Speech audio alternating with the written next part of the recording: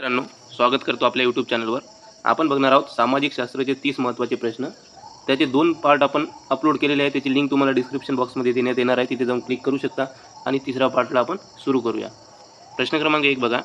खालीलपैकी कोणता पुरावा सिंधू संस्कृती ही एक नियोजित नागरी संस्कृती होती हे सिद्ध करण्यासाठी सर्वात प्रबळ मानला जातो?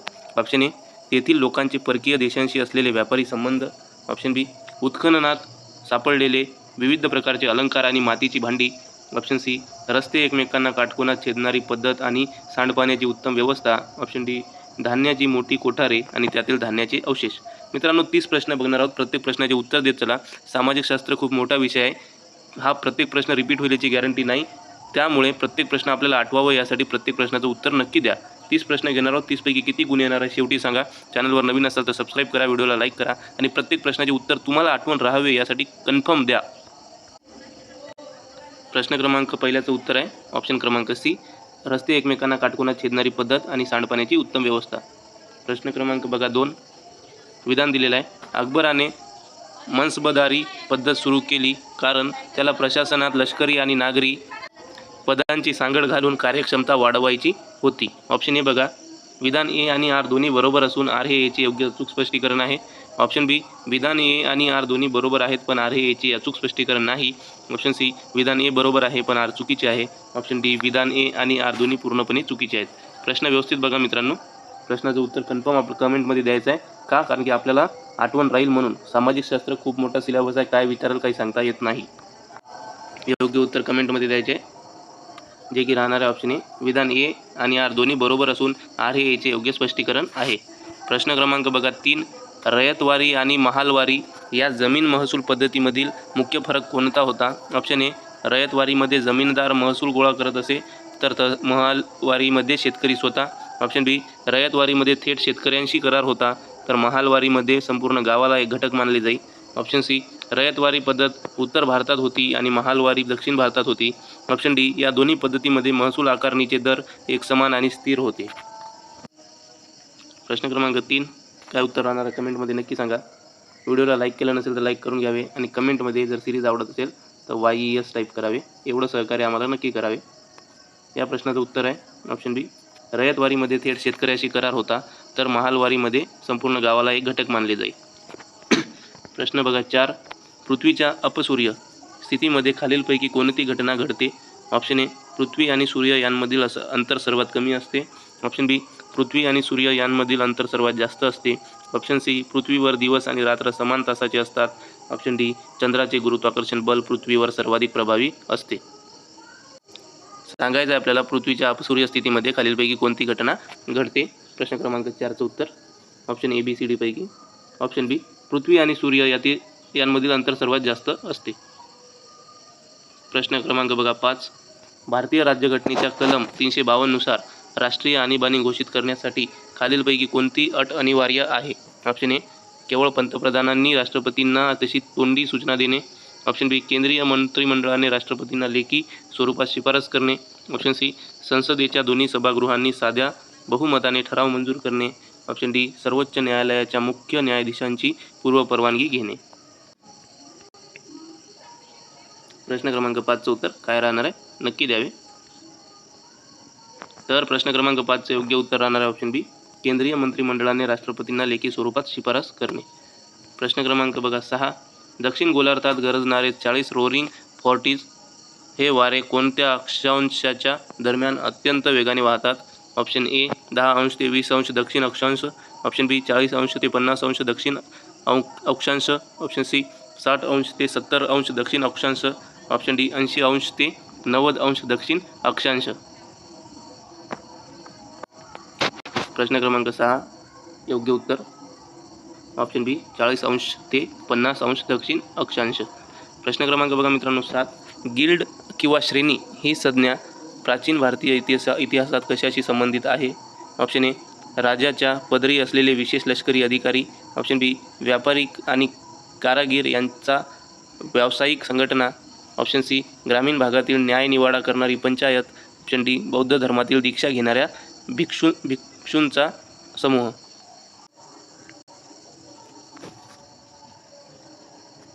प्रश्न क्रमांक 7,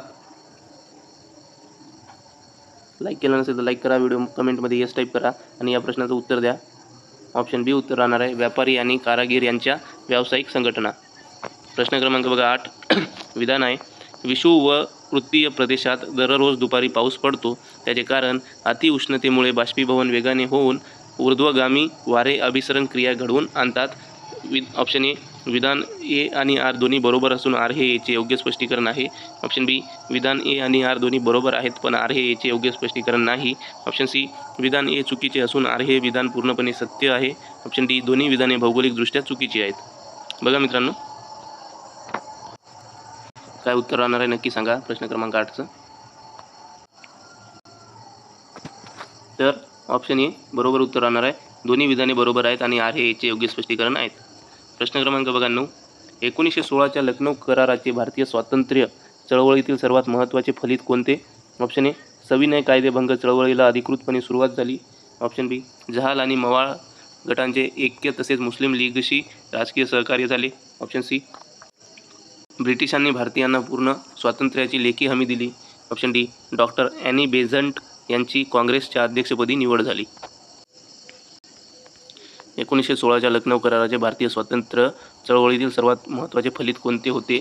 तर ते आहे मित्रांनो ऑप्शन बी, जहाल आणि मवाळ गटांचे ऐक्य तसेच मुस्लिम लीगशी राजकीय सहकार्य झाले. प्रश्न क्रमांक बघा 10. संसदेत मांडले जाणारे धन विधेयक मनी बिल हे केवळ कोणाच्या पूर्वशिफारसीनेच मांडता येते? ऑप्शन ए, केंद्रीय अर्थमंत्री. ऑप्शन बी, लोकसभेचे सभापती. ऑप्शन सी, भारताचे राष्ट्रपती. ऑप्शन डी, भारताचे उपराष्ट्रपती. या प्रश्नाचं उत्तर योग्य देण्याची शक्यता खूप जास्त आहे, कारण की बहुतेक खूप लोकांना माहीत असेल. ऑप्शन सी, भारताचे राष्ट्रपती. किंवा या प्रश्नामध्ये तुक्के पण लागते, शक्यतो लोक राष्ट्रपतीकडे जास्त कल देतात कोणताही प्रश्न असला तरी. प्रश्न क्रमांक बघा 11. ग्रेट बॅरियर रीफ हे जगातील सर्वात मोठे प्रवाळ बेट कोणत्या देशाच्या किनारपट्टीवर आहे? ऑप्शन ए, दक्षिण आफ्रिका, इंडोनेशिया, ऑस्ट्रेलिया, ब्राझील. प्रश्न क्रमांक 11. काय उत्तर राहणार आहे नक्कीच द्यावं. अजून लाईक केलं नसेल तर लाईक करून घ्यावे आणि कमेंटमध्ये YES टाईप करून सहकार्य करावे. ऑप्शन सी, ऑस्ट्रेलिया या प्रश्नाचं उत्तर राहणार आहे. प्रश्न क्रमांक बघा 12. महाराष्ट्रातील भीमा नदीच्या खोऱ्याला नीरा नदीच्या खोऱ्यापासून कोणत्या डोंगरा रांगामुळे वेगळे केले जाते? ऑप्शन ए, सातमाळा अजिंठा रांगा. ऑप्शन बी, हरिश्चंद्र बालाघाट रांगा. ऑप्शन सी, महादेव डोंगर रांगा. ऑप्शन डी, सातपुडा पर्वत रांगा. प्रश्न क्रमांक 12.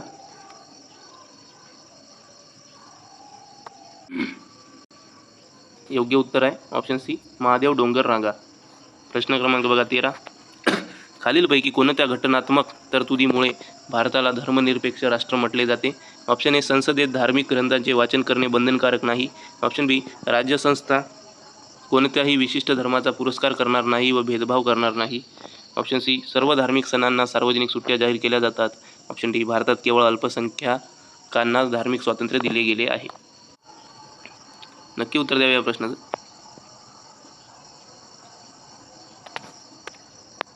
ऑप्शन बी उत्तर आहे, राज्यसंस्था कोणत्याही विशिष्ट धर्माचा पुरस्कार करणार नाही व भेदभाव करणार नाही. प्रश्न क्रमांक बघा 14. हडप्पा संस्कृतीतील कोणत्या ठिकाणी जहाजांची गोदी डॉकयार्ड असल्याचे पुरावे सापडले आहेत? Option A, Kalibangan. Option B, Dholavira. Option C, Lothal. Option D, बनावली.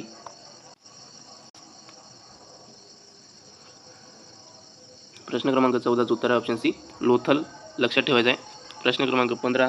समुद्राची खोली मोजण्यासाठी खालीलपैकी कोणत्या लहरींचा वापर केला जातो? प्रत्येक प्रश्नाचे उत्तर द्या जेणेकरून तुम्ही विसरणार नाही आणि तुम्हाला आठवण राहील. ऑप्शन ए, रेडिओ लहरी. ऑप्शन बी, अतिनील लहरी. ऑप्शन सी, श्राव्यातील लहरी. ऑप्शन डी, क्षकिरण लहरी. प्रश्न क्रमांक 15. काय उत्तर राहणार आहे सांगा. अल्ट्रासोनिक लहरी म्हणजे अल्ट्रासोनिक वेव्ह, श्राव्यातील लहरी. प्रश्न क्रमांक बघा 16. विधान आहे, भारत हा राज्यांचा संघ आहे कारण भारतीय संघ राज्यातून राज्यांना बाहेर पडण्याचा कायदेशीर अधिकार नाही.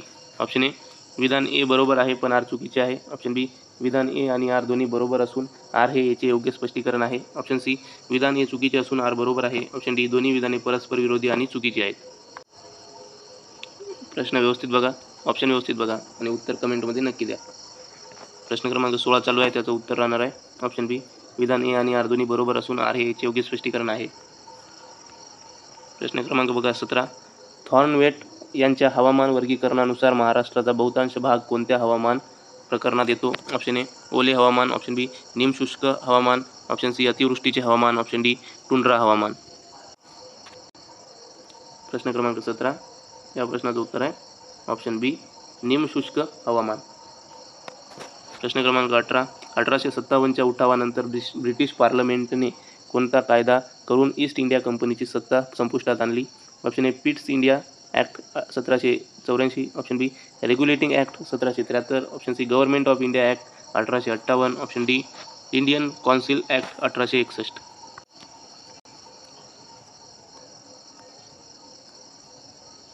प्रश्न क्रमांक 18 गव्हर्नमेंट ऑफ इंडिया ॲक्ट 1858.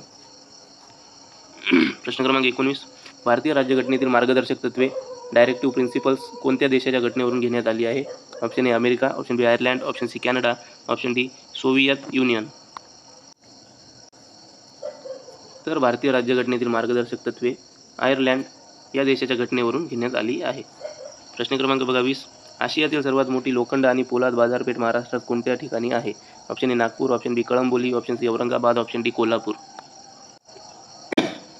सर्वात मोठी लोखंड आणि पोलाद कंपनी महाराष्ट्रामध्ये नवी मुंबई कळंबोली या ठिकाणी आहे.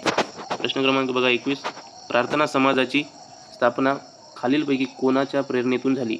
Option A Raja Ram Mohan Roy, option B Keshavchandra Sen, option C Swami Vivekananda, option D Dayanand Saraswati.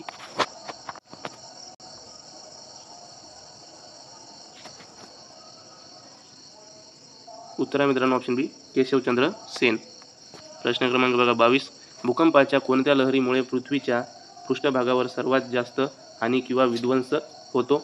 Option A प्राथमिक लहरी, ऑप्शन बी दुय्यम लहरी, ऑप्शन सी पृष्ठभागीय लहरी, ऑप्शन डी अंतर्गत लहरी. पृष्ठभागीय लहरी एल वेव्ज. प्रश्न क्रमांक बघा 23 शून्य प्रहर 0 आवर ही संसदीय कार्यपद्धतीतील संकल्पना कोणत्या देशाने जगाला दिली आहे? Option A Britain, option B America, option C Bharat, option D दक्षिण आफ्रिका.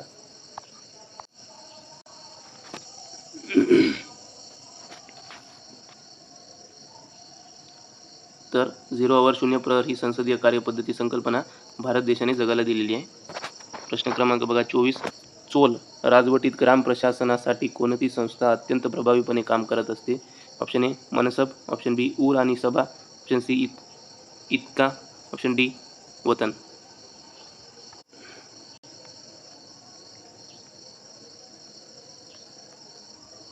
सबस्क्राईब करावे मित्रांनो.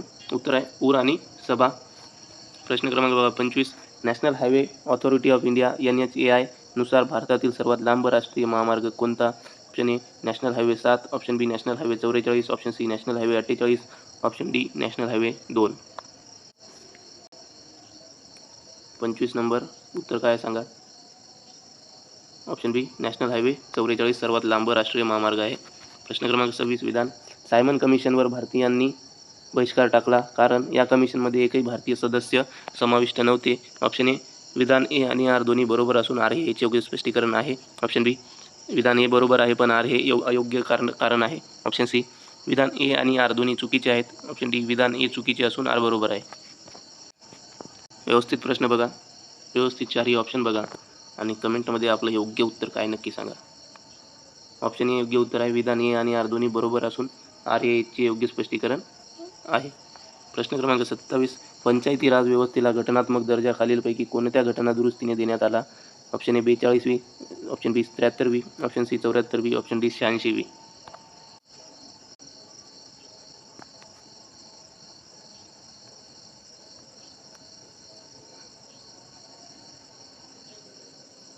वी घटना दुरुस्ती, ऑप्शन बी उत्तर आहे.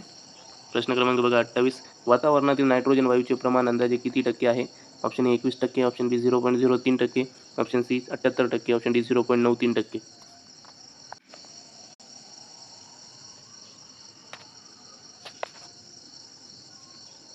ऑप्शन सी 78% आहे.